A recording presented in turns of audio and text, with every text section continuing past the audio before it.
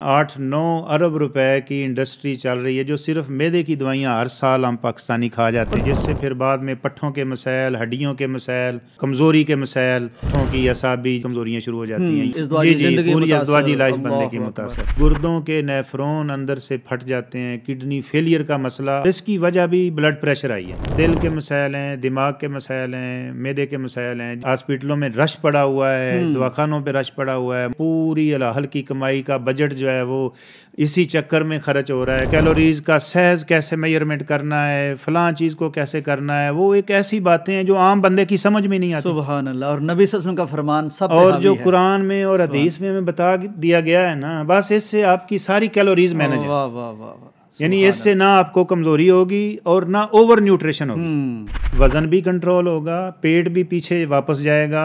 हम समझते थे कि हमारे पास बड़ा इल्म है, लेकिन हमारी ये 50 साल जिंदगी गुजर गई है, ये बुनियादी बात आज तक हमें नहीं पता चली और किसी ने बताई नहीं। तो लितर भी खाने पाउंड, हाँ, 100 गड्ढे भी खाने। बिल्कुल बिल्कुल करनी चाहिए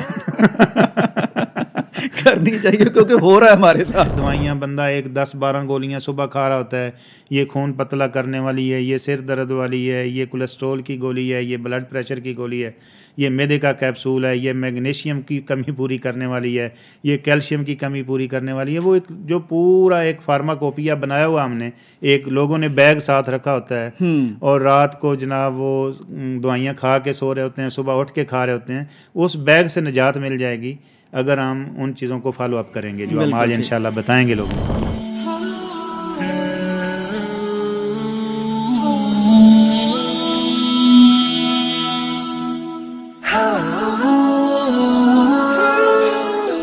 अस्सलाम वालेकुम नाज़रीन इकराम, यूसुफ सिराज पॉडकास्ट में खुश आमदीद। नाज़रीन, आज के ज़माने में कोई शख्स ऐसा नहीं है, वो किसी भी उम्र का हो, जो सेहत के हवाले से परेशान ना हो। सेहत के हवाले से कुछ ऐसे अमराज हैं जो बहुत मशहूर हैं। उनमें आप देख लीजिए कि मैदे के मसाइल हैं, दिल के मसाइल हैं, इसी तरह ब्लड प्रेशर के मसाइल हैं, ब्रेन के मसाइल हैं और बेशुमार इस तरह के मसाइल हैं जिन पर एक एक जो मैं नाम ले रहा हूँ उस पर अरबों डॉलर की इंडस्ट्री खड़ी है। लेकिन ये सारा कुछ सिर्फ एक हल्की सी कमी कह लीजिए, कोताही कह लीजिए, जिस्म में ख़राबी कह लीजिए, उसकी वजह से हो रहा है। वो राज हमारी ये जो आम जनरल प्रैक्टिस है, हमारी तिब जो इसको हम कहते हैं, मेडिकल कह लीजिए, उसमें बताया नहीं जा रहा। उसमें ये सारी जो चीज़ें हैं इनको पाला जाता है, संभाला जाता है, क्योंकि इस पर एक इंडस्ट्री खड़ी है। ये सारा कुछ ठीक किया जा सकता है सिर्फ एक उसूल को अपनाकर, और वो उसूल क्या है? आज हमारे साथ मौजूद हैं हकीम नसरुल्लाह गोंदल साहब, पाकिस्तान की मैं समझता हूँ कि आलमी सतह की बड़ी मशहूर शख्सियत हैं। मंडी बहाउद्दीन से आपने नाम पैदा किया, अब तो मेरा ख्याल कई शहरों में लोग भी आपके पास पहुंचते हैं और आपने भी कई जगह मतब बना लिए हैं। फाजिल तिब व जराहत हैं, फाजिल उलूम इस्लामिया है। ये बड़ा हसीन और दिलकश कम्बिनेशन है कि एक शख्स हकीम भी है और वो तिब नबवी को भी समझता है और इस्लामिक लिटरेचर को भी समझता है, दीन को भी समझता है, और ख़ास तौर पर आप माहिर अमराज जिगर हैं। हमारे साथ मौजूद हैं। आज हमने इंशाल्लाह वो राज जानना है, कुछ सर्दियों के बारे में जानना है, कुछ तिब नबवी की जो अफादियत है या बर्तरी है उसके बारे में जानना है। और जानना हमने ये है कि हमने कोई लंबे चौड़े नुस्खे नहीं इस्तेमाल करने, दवाइयाँ नहीं, बड़ी महंगाई है, बड़ा और जगह पैसे लग रहे हैं। हमारे किचन से या सस्ती सस्ती चीज़ों से ये सारा जिस्म किस तरह सही सालम रह सकता है आखिरी उम्र तक, ये जानने की कोशिश करते हैं। हकीम साहब, बहुत शुक्रिया जी। आपके वक्त का मुझे अंदाज़ा है कि आप घिरे रहते हैं हर वक्त मरीज़ों में, और अल्लाह ने आपके हाथ में शफा रखी है। लोग पहुँचते हैं आपके मतलब और ठीक होकर वापस आते हैं। हकीम साहब, ये फरमाइए कि आजकल की जो बड़ी मेजर बीमारियां हैं और जिन पर अरबों डॉलर की, अरबों रुपए की इंडस्ट्री चल रही है, उनमें दिल से मुतल्लिका बीमारियां हैं, दिमाग से मुतल्लिका बीमारियां हैं, मैदे की बहुत सारी अद्वियात खाई जा रही हैं। आपको तो ज़्यादा पता होगा, आपके पास पेशेंट आ रहे होते हैं। बिल्कुल ऐसे। तो यानी मैं आपसे बात भी कर रहा था और आपने मुझे बड़ा चौंका दिया गुफ्तगू करके कि इन सब की बुनियादी वजह सिर्फ एक है, वो कोई चीज़ ऐसी है जिस्म में वो डिसऑर्डर हो जाती है, जिसकी वजह से फिर बेशुमार बीमारियां फैलती हैं और कभी उनका इलाज मेडिकल में नहीं हो सकता। हकीम साहब, वो क्या चीज़ है? थोड़ा सा आज ये राज बता ही दीजिए हमारे नाज़रीन को कि इस कदर हमारे जिस्म का खराज भी ले रही हैं बीमारियां, हमारी मुआश पर भी ज़बरदस्त ज़द पड़ रही है, गरीब आदमी इलाज नहीं करवा पा रहा। तो वो अगर आपके पास कोई नुस्खा कीमिया है कि किस चीज़ की वजह से ये हो रहा है, वो तो काइंडली फरमाइए। जी जी मोहतरम, आपने ये बहुत अच्छा सवाल किया है, क्योंकि आज हमारा मकसद ये है कि हम नाज़रीन को कुछ ऐसी चीज़ें बताएं जिससे उनके ज़िंदगी के अंदर जो मसाइल हैं, परेशानियां हैं, बीमारियां हैं, वो उससे बच कैसे सकते हैं। पहले तो उसकी वजह हमें पता होगी, सबब पता होगा, तो फिर हम उस तरफ जा सकेंगे। तो आजकल माशरे में ना कुछ लाइफस्टाइल ख़राब होने की वजह से, फूड नाकस होने की वजह से, कोई ज़िंदगी की तरतीब, सोने जागने की लोगों की डिस्टर्ब हो गई है। तो एक फ़ौरन जो मसला बनता है इन चीज़ों की वजह से, वो जिगर का मुतासर होना है। ठीक है। और तिब में जो इसका नाम है वो है ज़ोफ़े जिगर, के जिगर का फंक्शन का कमज़ोर हो जाना। ठीक। तो जिगर बहुत बड़ा बॉडी का एक आर्गन है जिसका 1500 ग्राम तक जिसका वज़न है, और उसके 600 से ज़्यादा फंक्शन है बॉडी में। अल्लाह अकबर। और इसको मैं तो इस तरह लोगों को समझाता हूँ कि ये हमारे जिस्म का वज़ीर ख़ारजा भी है, वज़ीर दाखिला भी है, वज़ीर दफ़ा भी है। अल्लाह अकबर। यानी जो हम खा रहे हैं उससे एनर्जी लेके बॉडी को एनर्जी प्रोड्यूस करना भी जिगर का काम है। जो बीमारियाँ हैं उनके ख़िलाफ़ जो इम्यूनिटी, कुव्वत मुदाफ़त है, उसके अंदर भी जिगर का बहुत ज़्यादा किरदार है। और जो बॉडी में जहरीले और फासद मादे हैं उनको खारिज भी जिगर ही करता है। अल्लाह अकबर। तो ये कमज़ोर हो गया तो गोया के जिगर कमज़ोर हो गया तो समझो कि बाकी चीज़ें आप वो पूरी करने के लिए बहुत सारी फिर दवाइयाँ हमें खानी पड़ती हैं उस निज़ाम को चलाने के लिए। तो जदीद मेडिकल साइंस में ना इस बीमारी को फैटी लीवर कहते हैं, ज़ोफ़े जिगर को। बड़ा कॉमन टर्म हो गया। तो कॉमन हर शख्स शायद फैटी लीवर का शिकार है। फैटी लीवर पे ना फिर ये एक बंदे को ना फ़ौरन ये बता दिया जाता है ये कोई बहुत बड़ी बीमारी नहीं, ये हर दूसरे बंदे को मसला है। बिल्कुल, मुझे भी डॉक्टर ने ऐसे बताया। अच्छा, जब ये चीज़ बता दी जाती है ना तो बंदा वो थोड़ा कबूल कर लेता है। वो कहता है खैर है, चलो अगर हर बंदे का मसला है मेरा भी है, खैर है। वरना ये पूरी दुनिया में मसला फ़ौरन लोग इस पे अपनी ज़िंदगी का टर्न लेते हैं और इसको सही करने के पीछे जाते हैं। तो यहाँ पे इतना मसला इजी कर दिया गया है, क्यों कर दिया गया है, ये भी एक सवालिया निशान है। क्योंकि जब आपका जिगर कमज़ोर होगा, जिगर सही फंक्शन नहीं करेगा, तो सबसे पहली चीज़ कि आपका मैदा ख़राब हो जाएगा। ठीक है। यानी जैसे ही जिगर का फंक्शन कमज़ोर होगा, जो बैल की प्रोडक्शन 1 लीटर तक रोज़ाना जिगर करता है, वो पूरी एक फंक्शन है कि उसने आके आपकी आंतों के अंदर आना होता है, तो आपने जो खाया उसने हज़म होकर निकलना होता है। ठीक। तो ये सारा सिस्टम डिस्टर्ब होने से पहला मसला निज़ाम हज़म ख़राब हो जाता है। कीम साहब, यानी मैं अगर जिगर ख़राब है और वो ज़ूद हज़म चीज़ नहीं दे रहा इसको, या हज़म में या खाने के बाद पेट फूल रहा है, इसका मतलब मैं मैदे की जितनी मर्जी दवाइयाँ खाता रहूँ, वो खराबी वहाँ पे दब जाएंगी। लेकिन वो जब तक आपके जिगर का फंक्शन ठीक नहीं होगा, जिगर को हम ताकत नहीं देंगे, जिगर उस यानी कमज़ोरी उसकी दूर नहीं करेंगे, तो वो मसला तो स्टिल मौजूद रहेगा। ठीक है, एक मसला ये पैदा हो गया। जी, एक मसला। अब इस पे मैदे की दवाइयाँ जो है ना, आप हैरान होंगे कि एक फिगर है, आप सर्च कीजिएगा कि कोई 8-9 अरब रुपए की इंडस्ट्री चल रही है जो सिर्फ मैदे की दवाइयाँ हर साल हम पाकिस्तानी खा जाते हैं। सेल्फ मेडिकेशन यानी एक वो उस पर बहुत ज़्यादा करते हैं कि मैदे की जलन है, तेज़ाबियत है, फ़ौरन एक कैप्सूल खा लिया, और उस तेज़ाबियत को तो हम वक्ती तौर पे कम कर रहे होते हैं, लेकिन वो मरज़ भी स्टिल मौजूद है, जिगर की कमज़ोरी, वो सोजिश मज़ीद बढ़ रही होती है। और कुछ इसमें न्यूट्रिशन डेफिशिएंसी भी होती है।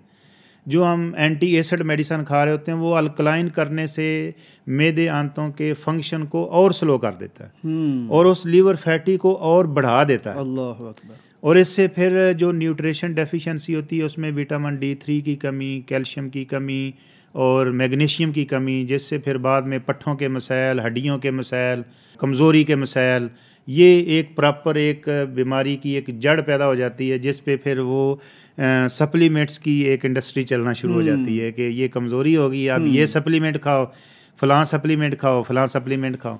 तो इससे अगला जैसे ही वो मज़ीद जिगर कमज़ोर होता है तो हमारी बॉडी में जितनी जो लिपिड प्रोफाइल्स हैं, जिसमें आपका कोलेस्ट्रॉल है, ट्राइग्लिसराइड है, LDH है, ये सारे जितने भी कोलेस्ट्रॉल लेवल हैं ये डिस्टर्ब होना शुरू हो जाते हैं, क्योंकि इनको मैनेज जिगर ने करना होता है। अल्लाह अकबर।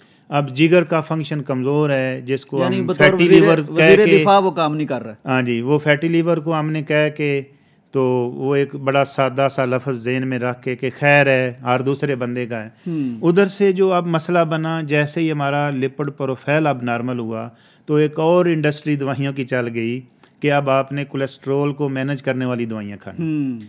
तो जैसे ही कोलेस्ट्रोल चैनल ब्लॉकर हम दवाइयाँ खाते हैं ना, इसके फिर आगे नए साइड इफ़ेक्ट शुरू हो जाते हैं, अल्लाहु अकबर।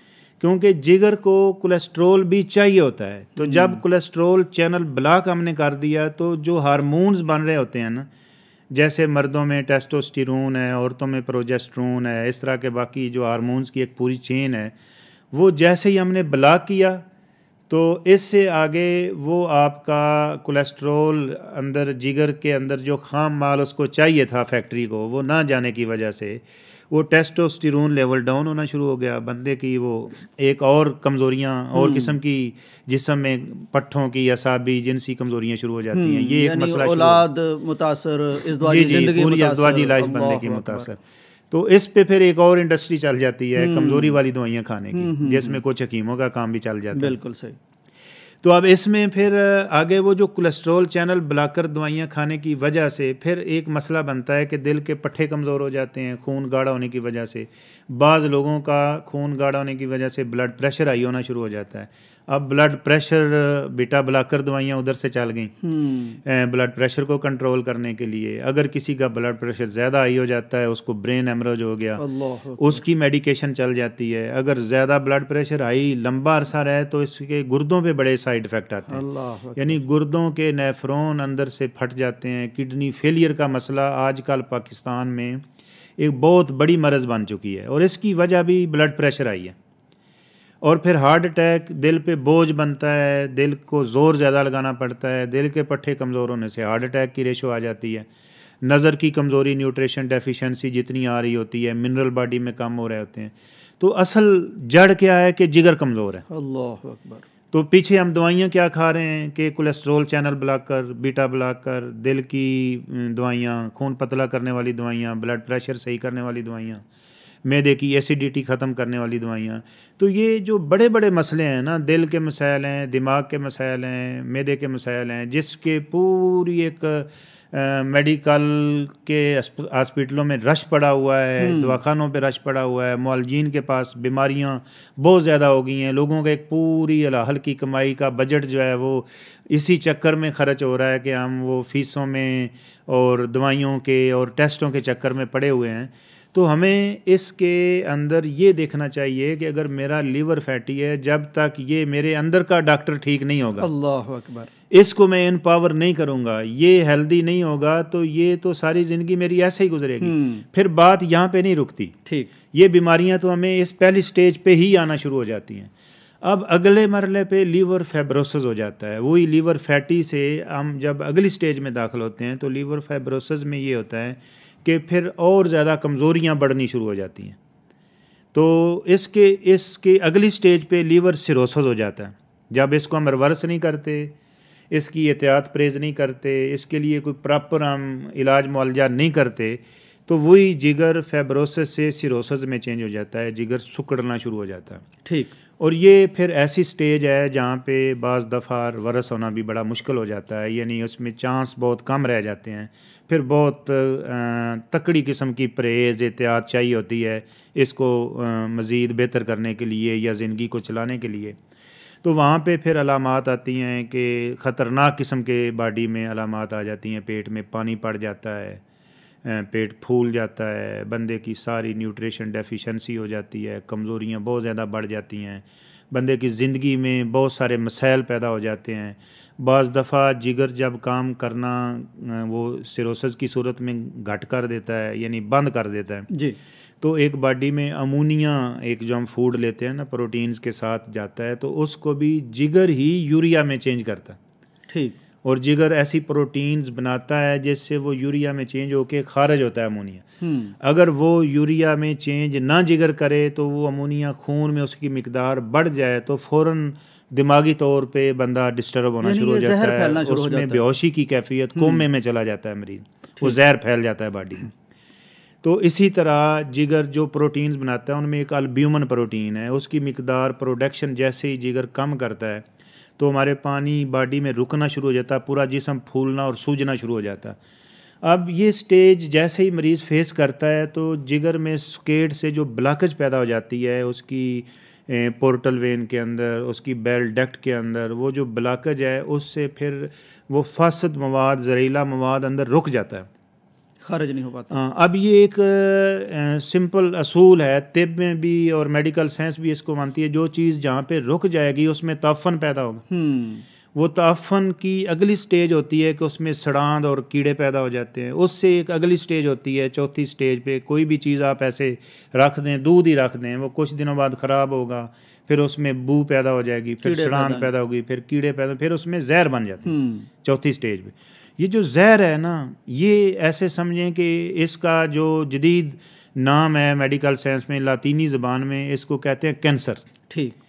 तो अब पाकिस्तान में लीवर कार्सिनोमा, हेप्टोसेलुलर कार्सिनोमा के मरीज़ बहुत तेज़ी से बढ़ रहे हैं, यानी जिगर के कैंसर के। जिगर के कैंसर के, और ये बहुत बड़ा फिगर है इस वक्त पाकिस्तान में, लोग बहुत परेशान हैं इसके लिए। तो मैं समझता हूँ कि जिसको बुनियादी तौर पे पता चल गया है ना कि मेरा लीवर फैटी है, तो उसको ये चीज़ें ज़हन में रखनी चाहिए कि इससे मुझे क्या क्या मसाइल पैदा हो सकते हैं। यानी उसकी नींद उड़ जानी चाहिए। अगर मेरा लीवर फैटी है तो मैंने इसको रिवर्स करना है, अपना लाइफस्टाइल चेंज करना है, अपने फूड को मैनेज। हकीम साहब, मैं कैसे जानूं खुदा ना खास्ता कि फैटी लीवर है? इसकी कुछ निशानियां, कुछ टेस्ट बता दीजिए, क्योंकि उसके बाद जो खिड़की अमराज की खुलने वाली है वो तो फिर यानी बहुत हौलनाक आपने बताई है। टेस्ट, निशानियां, अलामात, ताकि हर शख्स आसानी से जान ले कि खुदा ना खास्ता वो यहाँ उस स्टेज पर तो नहीं खड़ा जिसके बाद ये सारी बीमारियां उसको लग सकती। जी बिल्कुल। इसमें भाईजान ये बड़ी आपने अच्छी बात कही है कि लोगों को इसका पता होना चाहिए कि मैं कहीं इस तरफ जा तो नहीं रहा। अगर वो इब्तदाई तौर पे उसकी तशखीस हो जाए तो फिर वो इन सारी चीज़ों को ज़हन में रख के अपनी आप को रिवर्स करके एक नेचुरल, हेल्दी और सेहतमंद ज़िंदगी, वो इलाज भी आपसे ज़रूर पूछते हैं इंशाल्लाह। हाँ जी। तो इसमें सबसे पहली चीज़ है कि अपनी बॉडी को ना देखें। अगर खाने के बाद आपका पेट फूल रहा है, ठीक है, बढ़ रहा है, पेट बढ़ रहा है, पेट मतलब बढ़ रहा है या फ़ौरन अफारा हो जाता है खाने के बाद, इससे ये चीज़ फ़ौरन हमें ज़हन में लानी चाहिए कि हमारे जो जिगर है ना, उसके अंदर जो वो बैल की प्रोडक्शन है वो डिस्टर्ब हुई है। ठीक। यानी ज़ोफ़े जिगर की तरफ मैं जा रहा हूँ, उसमें फिर सिर्फ मैदे की तेज़ाबियत के कैप्सूल खाने से वो मसला हल नहीं होगा। तो इसमें अगली एक स्टेज है कि जब लीवर फैटी जूं बढ़ता जाता है ना, कुछ बॉडी में चेंजिंग्स आती हैं, जो हमारा मुशाहदा है। ठीक। 15 साल से प्रैक्टिस में जो हम मरीज़ों को देख रहे हैं, उनका इलाज मुआलजा कर रहे हैं, इसमें हमें वो फिर अल्लाह ताला ने ये हमें तो अब इस लेवल पे शऊर दे दिया है कि फेस से हमें अंदाज़ा हो जाता है कि इसका लीवर फैटी किस स्टेज पे है। वाह। यानी वो तजर्बाती तौर पे, मुशाहदाती तौर पे इतना अल्लाह ने हमें वो एक बसीरत अल्लाह ताला दे देता है, फरासत अता कर देता है। बिल्कुल ठीक है। तो इसमें लेकिन हम चाहते हैं कि मरीज़ को खुद भी अंदाज़ा हो। अगर उसकी स्किन का कलर चेंज हो रहा है, डल हो रहा है, ब्लैकिश हो रहा है, खुसूसन ये जो जोड़ है ना, ये हाथों के, ये उंगलियों के जोड़, ये स्याही मैल हो रहे हैं, या आपके जिधर जिधर भी जोड़ हैं वहाँ पे स्किन डल हो रही है, ब्लैकिश हो रही है, ठीक, ये अलामत है कि जिगर की जो बिलीरुबिन की प्रोडक्शन है, बाइल की जो प्रोडक्शन है वो कम हो गई है और ज़ोफ़े जिगर हो रहा है। ठीक। और इससे फिर अगली स्टेज जूं बढ़ती है ना, तो बंदे की ये जो गर्दन है स्पेशली, इसका एक तो वो मोटाई में ज़्यादा हो जाती है। अच्छा। और दूसरा ये पीछे से पूरी ब्लैक शेड में चली जाएगी। ठीक, कलर बदल जाएगा। ये फैटी लीवर 2 स्टेज के मरीज होते हैं और उस पर मस्से बनना शुरू हो जाते हैं। अच्छा। कभी कभी तो मैं ये भी कहता हूँ कि ये जो कटिंग करने वाले जो लोग होते हैं ना, सैलून में जाते हैं, हजाम होते हैं, बाल काट रहे होते हैं, उनको भी चाहिए कि वो लोगों को कहें कि भाई अपना जाके अल्ट्रासाउंड कराओ, तुम्हारा लीवर फैटी हो गया अकबर। यानी अगर ब्लैकिश है, मस्से ब्लैकिश है और मस्से बने हुए ऊपर, ये फैटी लीवर 2 स्टेज है, यानी पहली स्टेज से आगे बंदा चला जाता है। लेकिन इसमें साइंटिफिक चीज़ें भी हैं कि आप छोटे छोटे बुनियादी टेस्ट हैं उनको करवा लेना चाहिए। ठीक। उसमें LFT बड़ा कॉमन टेस्ट है, लीवर फंक्शन टेस्ट। उसमें अगर LFTs डिस्टर्ब हैं, ALT AST थोड़ा ज़्यादा हो गया है, तो इस पे भी हमें फ़ौरन अपनी लाइफ को थोड़ा चेंज करना ज़रूरी है कि उसको वापस हम रिड्यूस करें, एक उसकी जो कंट्रोल रेंज है उसमें ले के आएँ। और इसके साथ अगला टेस्ट हमें करवाना चाहिए अब्डोमिनल अल्ट्रासाउंड। ठीक। जिसमें फिर 100% ये तशखीस हो जाती है कि आपका फैटी लीवर है, और उसमें लाजमन हमें फिर अलार्मिंग स्टेज की तरफ जाना चाहिए कि हमें उसको बेहतर करने की तरफ सोचना चाहिए। तो मज़ीद अगर थोड़ा अच्छा टेस्ट इसमें करवाना और उसकी कहीं लीवर में मज़ीद फैटी लीवर की वजह से कुछ चेंजिंग्स तो नहीं आ रही, जिगर फाइब्रोसिस तो नहीं हो रहा उसमें, या सिरोसिस की तरफ तो नहीं जा रहा, तो ज़्यादा अगर कोई कॉम्प्लिकेशनें आ रही हूँ तो फिर हमें इसमें एक टेस्ट होता है फाइब्रोस्कैन। ठीक, ये भी रेडियोलॉजिस्ट से हो जाता है।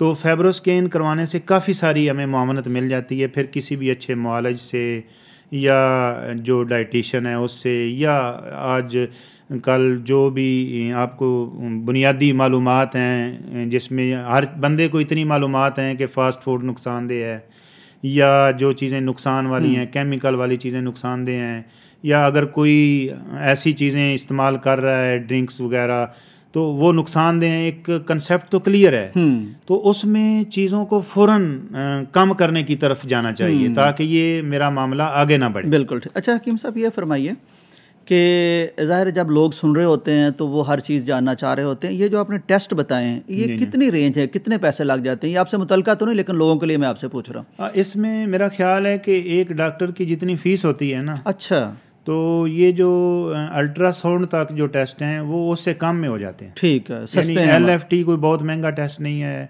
अल्ट्रासाउंड कोई बहुत महंगा टेस्ट नहीं है, और फाइब्रोस्कैन क्योंकि थोड़ा महंगा टेस्ट है, वो भी बहुत महंगा नहीं है। ठीक है। अगर हमें एक बीमारी का पता चल जाए और हम अलार्मिंग वाली स्टेज हो तो फ़ौरन अपने आप को रिवर्स कर लें, तो वो जो अगली दवाइयों वाली स्टेज है या वो जो लंबे चक्कर हैं, बिल्कुल सही, उससे तो वो चीज़ फिर महंगी नहीं है, उससे सस्ती है।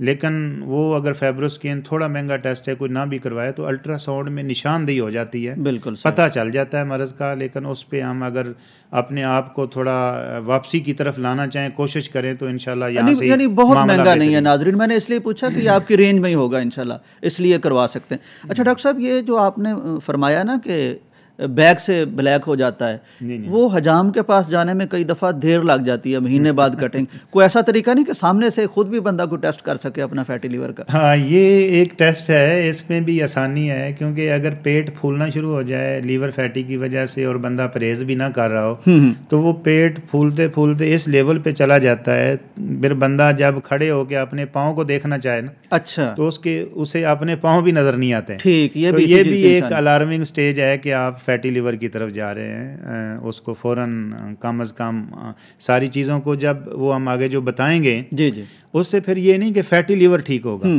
उससे वज़न भी कंट्रोल होगा, पेट भी पीछे वापस जाएगा, और जो उससे पैदा होने वाली जितनी अलामतें हैं जिनको हम बीमारियां कहना शुरू होते हैं, यानी ब्लड प्रेशर हाई, ये बीमारी नहीं, मैं समझता हूँ ये एक अलामत है। ठीक, कोलेस्ट्रॉल का बढ़ जाना ये बीमारी नहीं, ये एक अलामत है। और इसी तरह हार्ट बीट का तेज़ होना ये बीमारी नहीं, ये एक अलामत है। और इसी वजह से फिर आगे जितनी अलामतें पैदा हो रही हैं, हम उन अलामतों को रिवर्स कर सकते हैं।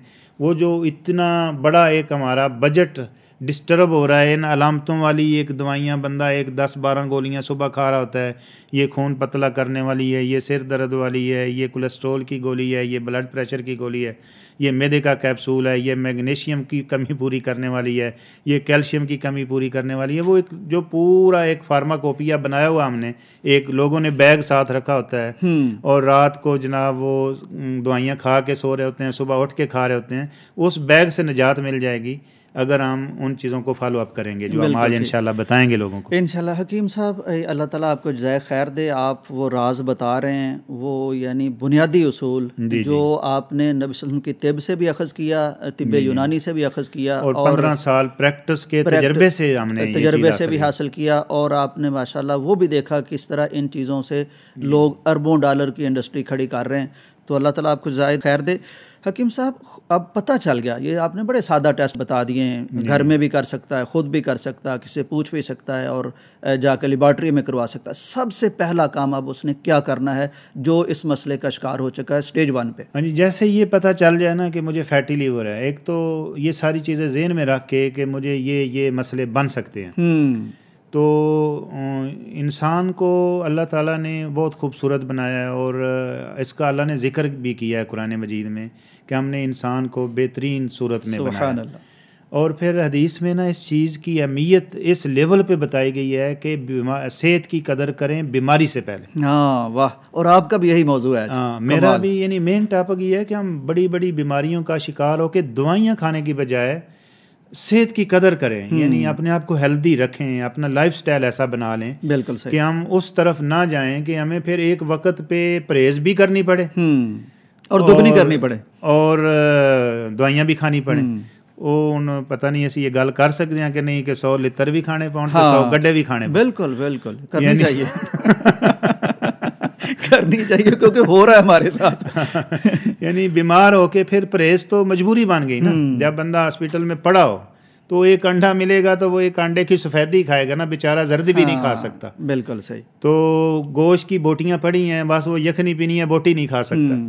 तो इस तरह फिर वो स्टेज से पहले हमें चाहिए कि हम नेचर की तरफ वापस जाएं, जो हमें हिदायत दी गई हैं उन पे अमल करें और तिब में जो हमें आगाही दी गई है उसको फॉलो अप करें ताकि हम बेशक उन सारी बीमारियों से हमारा छुटकारा। कहाँ से आगाज़ करें? हाँ, इसमें सबसे पहली चीज़ जो है ना, इसमें इस्लाम में मैं यही तिब्ब नबवी से शुरू करूँगा। जी ज़रूर, क्योंकि सबसे खूबसूरत बातें तो वही हैं जो अल्लाह ने अपने बंदे के लिए बताई, सुभान अल्लाह, और नबी करीम सल्लल्लाहु अलैहि वसल्लम ने अपने उम्मतियों के लिए हिदायत दी हैं। उससे कोई अच्छी दुनिया की साइंस नहीं हो सकती। बेशक बाज़ दफ़ा ना लोग जब बता रहे होते हैं ना कि ये कीटो डाइट है, ये फ़लाँ डाइट है, ये फ़लाँ डाइट है, ये लो कार्ब डाइट है, यानी एक ना डाइट्स का और डाइटिशन का और न्यूट्रिशन का एक ऐसा हमारे माशरे में ना बाज़ार खुला हुआ है। ये एक अलहदा एक इंडस्ट्री खुल गई है।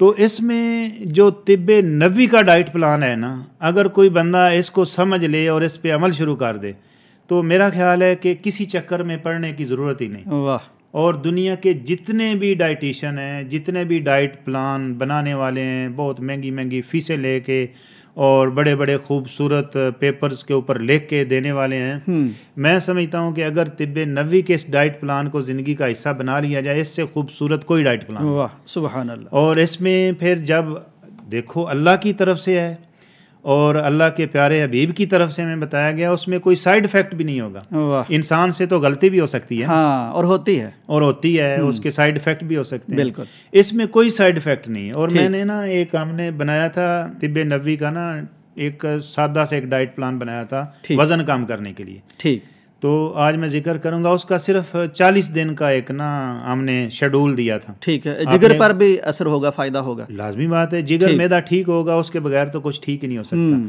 तो उसमें 15 kg तक बगैर किसी साइड इफ़ेक्ट के वज़न कम हो जाता है उस डाइट प्लान से। ठीक, और वो ऐसा डाइट प्लान है कि इतना आसान है और इतना सस्ता है, ठीक, कि किसी को तकल्लुफ़ में पड़ने की ज़रूरत ही नहीं और कोई उसमें बहुत ज़्यादा मुशक्क़त नहीं और ख़र्चा भी नहीं, ठीक, और साइड इफ़ेक्ट भी नहीं। यानी इतनी बड़ी चीज़ें हैं हमारे इस्लाम में और हमें इल्म और शऊर ना होने की वजह से बाज़ दफ़ा हम इस चीज़ में भी पड़े होते हैं कि डाइट प्लान के लिए हम फीसें दे रहे और वो गलत। फिर मैं अक्सर देखता हूँ डाइट प्लान बने हुए ही गलत है। अच्छा, उनकी न्यूट्रिशन वैल्यू की सेटिंग ही कोई नहीं है।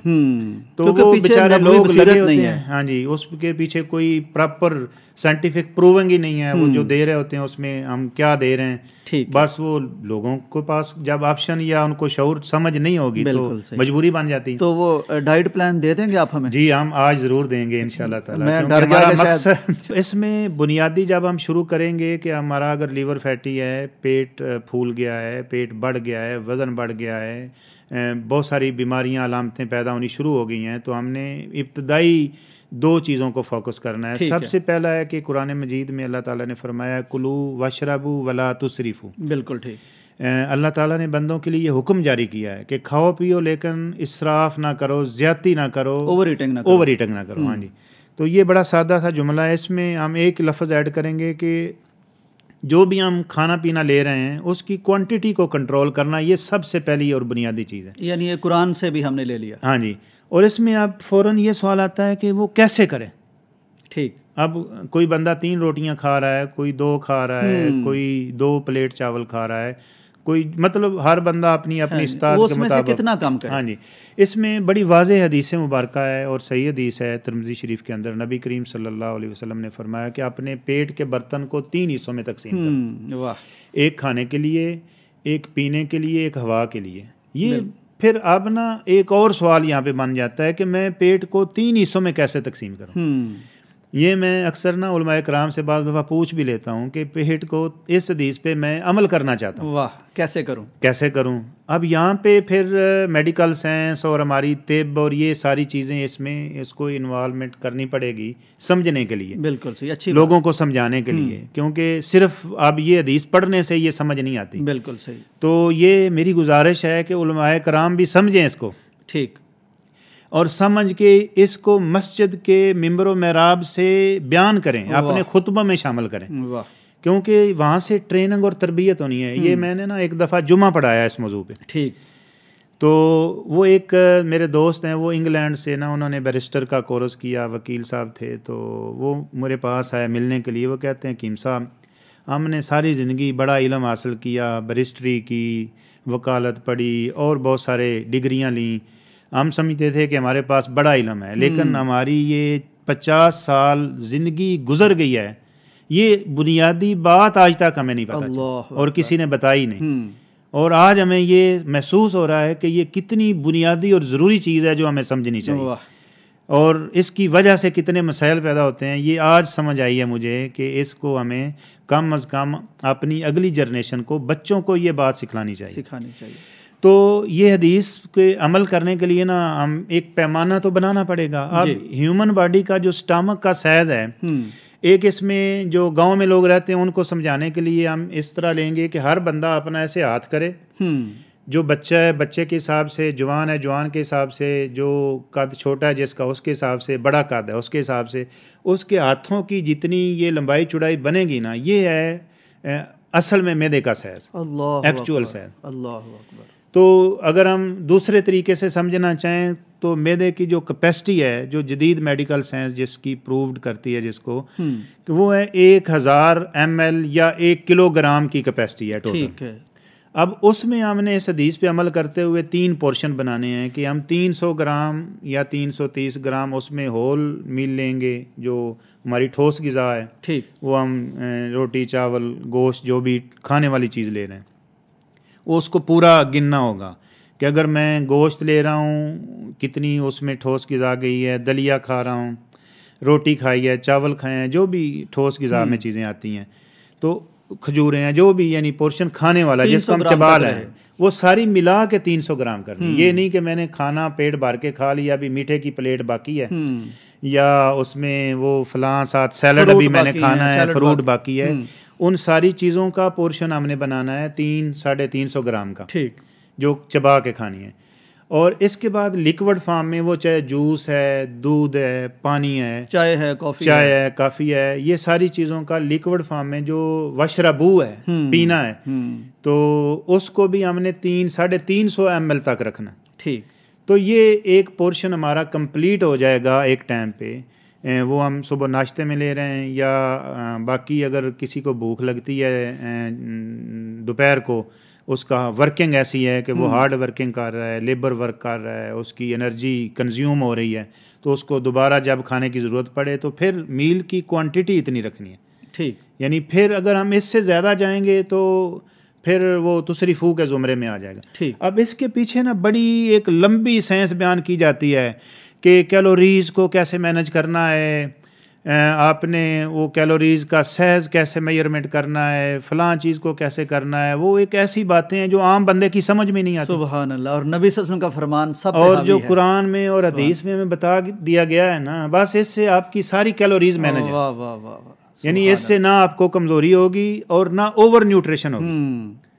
कितनी खूबसूरत बात है, कितनी सादा बात है, और कितनी ज़बरदस्त ये हिदायत हैं कि एक गांव में रहने वाला किसान भी इस पे अमल कर सकता है, और एक PhD लेवल का पढ़ा हुआ बंदा जिसने हायर एजुकेशन की है और अपने आप को बड़ा समझता है, वो भी इस एक चीज़ को फॉलो करेगा, तो इसके पीछे किसी ने न्यूट्रिशन में PhD भी की होगी ना, यहीं पहुंचेगा, वो भी आखिर पे इसी बात पे आएगा, उसका जो एंड पे रिजल्ट आएगा वो इसी पे आएगा। अब यहाँ पे जितनी ये जो प्लान दे रहे हैं ना कि ये जी फैट को कम करने का प्लान है, ये मोटापे के लिए प्लान है, ये वज़न कंट्रोल करने के लिए प्लान है, ये आपकी न्यूट्रिशन बैलेंस करने का प्रोग्राम है, तो एक और आगे कुरान मजीद की हम आयत इसी में शामिल करेंगे, वो है हलालन तय्यबा। ये इस पे आ जाएगी क्वालिटी। अल्लाह ताला ने फरमाया खाएं पिएं, उसकी पहले हमने क्वांटिटी कंट्रोल की, अब हमने क्वालिटी कंट्रोल करनी। वाह वाह वाह वाह। क्वालिटी क्या है कि वो हलाल हो, पहली शर्त, और दूसरी अल्लाह ने फरमाया तय्यबा, वो पाकीज़ा हो, वो यानी गैर तय्यब ना हो, वो नाकिस ना हो, उसमें केमिकल ना हो, वो फासद ना हो, वो बासी ना हो, यानी वो फ्रेश हो, ताज़ा हो, केमिकल से बचा हुआ तय्यब खाना हो जो भी हम ले रहे हैं। बिल्कुल सही। तो इसमें उसकी सारी न्यूट्रिशन वैल्यू ऐड हो जाएगी। जो सब जंक फूड भी ना हो, नहीं, उसमें जब गैर तय्यब आएगा ना तो उसमें बहुत सारी चीज़ें आ जाती हैं जिसमें केमिकल्स हैं और वो क्वालिटी नाकस है उसकी, तो वो ऑटोमेटिकली गैर तय्यब में ही आएगा। बिल्कुल। यानी वो इसको हम देखेंगे कि बहुत सारी चीज़ें हैं, ड्रिंक्स की सूरत में और खाने की सूरत में बेकरी आइटम्स हैं, और नाकस ऑयल और घी में तली हुई चीज़ें हैं। नाकस ऑयल और घी की एक आगे हम बात ज़रूर करेंगे जी, क्योंकि इसका बड़ा किरदार है बीमारियां पैदा करने में और बीमारियों से बचाने में भी। ठीक। तो पहली अब वो क्वांटिटी और क्वालिटी को जब मैनेज करेंगे तो यहाँ पे सारी न्यूट्रिशन कंप्लीट होगी। वाह।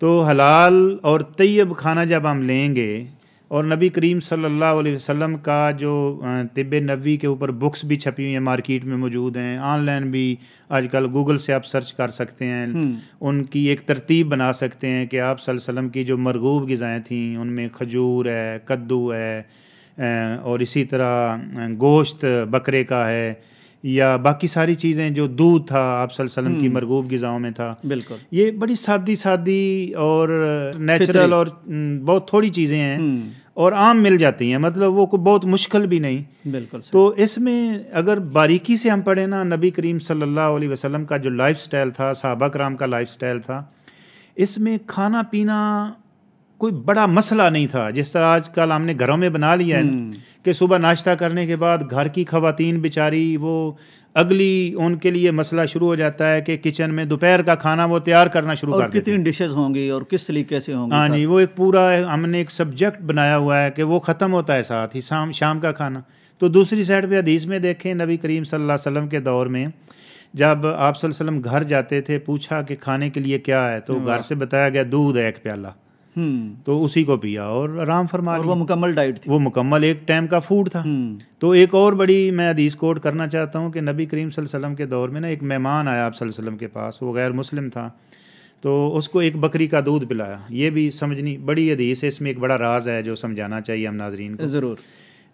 उसने कहा कि मुझे और भूख लगी है। आप सल्लल्लाहु अलैहि वसल्लम ने 1 प्याला और दूध मंगाया, उसने वो भी पी लिया। उसने कहा अभी मेरी भूख ख़त्म नहीं हुई, एक और 7 प्याले वो दूध पी गया। तो आप सल्लल्लाहु अलैहि वसल्लम ने इस मौके पे एक बड़ी खूबसूरत बात की कि मोमिन एक आंत से खाता है। तो ये एक वार्निंग है, मतलब रेड लाइन लगा दी कि भाई 200, 250, 300 ml एक बकरी का दूध एक टाइम होता है, 1 प्याला जो था इतना ही होता था, 250, 300 ml का। इससे एक्सटेंड करते हो ये तो एक टाइम की ग़िज़ा है। ये हमारे ऊपर ज़रूरी चीज़ें हैं। और हज़रत अब्दुल्ला बिन उमर रज़ी अल्लाह ताला अन्हु के लिए ना, एक ईरान से जब ये इलाका फ़तह हुआ किसरा का, तो यहाँ पे तिब अरूज पे थी उस वक़्त इस इलाके में ना। ठीक है। तो एक किसी मुआलज ने एक माजून तोहफ़ा बना के भेजा उसको, उस वक़्त फ़ारसी में गुवारिश कहते थे। ठीक, जिसको ज्वारिश कहते हैं हम, जिसको वो अरबी में जाके फिर ज्वारिश बन गया। ठीक ठीक, यानी वो गाफ की जगह पे जो है। ठीक। तो ये ज्वारिश बेसिकली मैदे के और जिगर के टानक के तौर पे ली जाती है कि वो आप यानी एनर्जी के लिए कि मैदे के निज़ाम को ठीक करे, मैदे को एनर्जी दे, मैदे को ताकत दे और निज़ाम हज़म को बेहतर करे, तो भूख ज़्यादा लगे, खाना ज़्यादा हज़म हो, इसलिए ये ईजाद की गई थी। ठीक। तो वो बंदा जो तोहफ़ा लेके गया अब्दुल्ला बिन उमर रज़ी अल्लाह ताला अन्हु के लिए, तो वहाँ पे उसने पेश किया, तो उन्होंने पूछा ये क्या है। तो उसने बताया कि ये हकीम साहब ने बताया था, ये मैदे को भूख ज़्यादा लगाती है और जो खाया पिया उसको हज़म करती है। तो उन्होंने कहा ये तो मेरे काम की नहीं। अल्लाह अकबर। तो मैंने आज तक तो पेट भर के खाया नहीं, वाह। और मैं ज़्यादा खाना भी नहीं चाहता, क्योंकि हमें हुक्म है नबी सल्लल्लाहु अलैहि वसल्लम। हाँ जी, ये तरबियत थी बेसिकली ना। मैं जो बताना चाहता हूँ कि ये मुसलमानों की तरबियत और ट्रेनिंग थी। तो अब ये पिछले दिनों ना वो उसी इस जो जुमा मैं आपको बता रहा हूँ मैंने पढ़ाया, तो जुमा के बाद ना वो एक बंदा आया, कहता हकीम साहब डड़ियाँ गल्लां तो बहुत चंगियां ने, हुण शादी ते जिहड़ा असीं वो देंदे आ ना, पंजाबी चों न्योंदरा आखदे ने, बाजी जी जी, तो पैसे रस्म, हाँ जी, वो इस्लाम वाली रस्म तो नहीं। अच्छे आप पढ़े लिखे लोगों ने वो छोड़ भी दी है, तो छोड़ना भी चाहिए उसको। तो वो कहता वो अब उसका रेट हो गया 5000। अच्छा, तो 5000 दे के हकीम साहब ਤੁਹਾਡੀਆਂ ਇਹਨਾਂ ਗੱਲਾਂ ਤੇ अमल तो नहीं किया जा सकता। हाँ, वहाँ खाएं भी नहीं। लेकिन ये हमारा जो नज़रिया बना हुआ है ना, इसको चेंज करना बड़ा ज़रूरी है। माएँ जिंदा ही खाने के लिए हैं। माएँ जो हैं ये बच्चों को जो है ना वो कूट कूट के ना उनको प्रेशराइज करके खाने पे मजबूर करती हैं। वो बचपन से हमारी ट्रेनिंग हो गई है ज़्यादा खाने की।